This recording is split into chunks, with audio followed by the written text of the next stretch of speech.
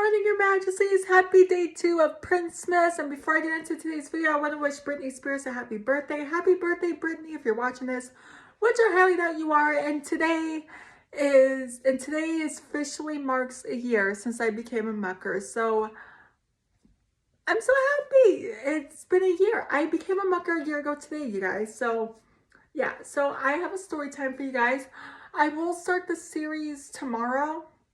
I just want to tell you guys, do y'all remember the Grither, the scary Christmas story? Okay, the Grither is an icy, scary story for Christmas about a legendary monster who lives in the icy wastes at the North Pole.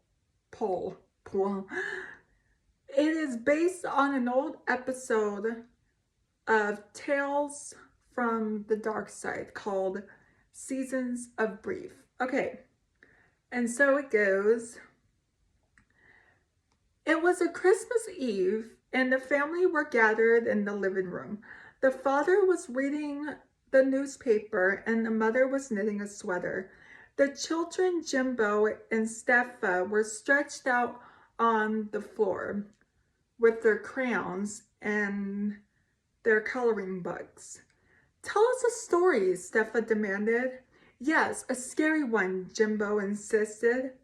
"All right," the father said. "I'm going to tell you about the most fearsome, dangerous, and appalling creature in the world. And it's called the Grither." "Oh, now you've done it," said their mother. You said his name out loud." "Who is he?" asked Jimbo.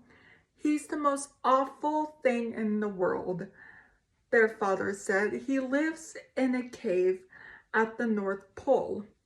The coldest, wettest place on earth is where the Grither makes his home. He sleeps in the wreck of a ship that somehow got squeezed into the mouth of the cave. He doesn't mind the cold and he doesn't mind the wet. But the thing he hates the most of all is to hear someone say his name. He has very good ears and they get bigger every time his name is spoken anywhere on earth. Sometimes his ears get so big he can use them to fly." Jeez.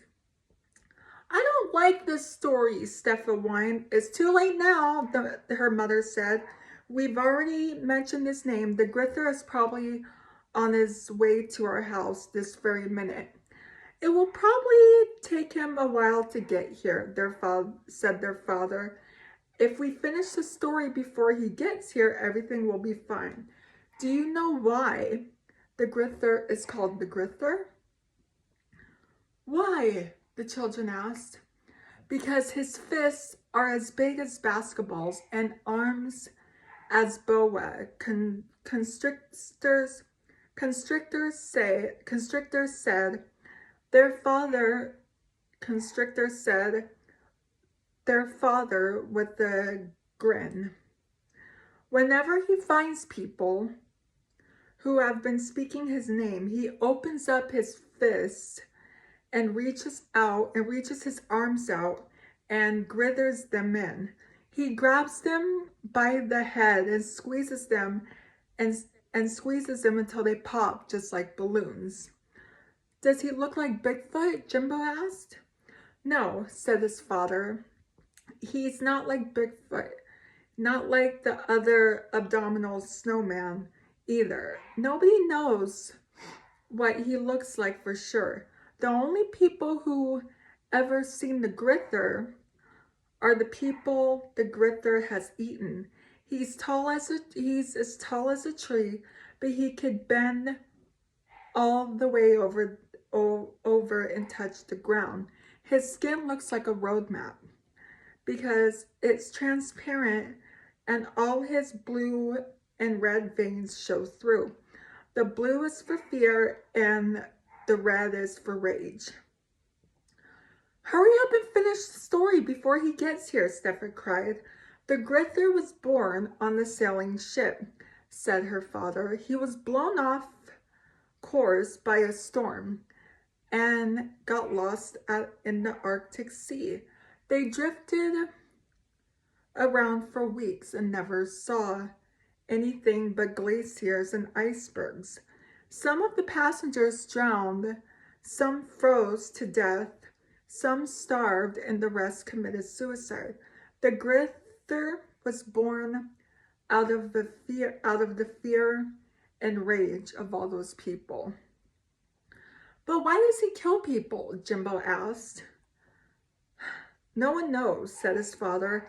He just doesn't like anyone telling his story. Is that all? Steffa asked. Is that the end of the story? Not quite, said her father. There's only one way to protect yourself from the Grither.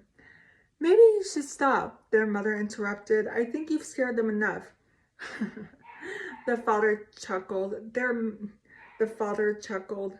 You don't believe in the Grither, do you? He asked. No, the children lied. Well, you shouldn't, their father said, because I made it all up. There's no such thing as the Grither.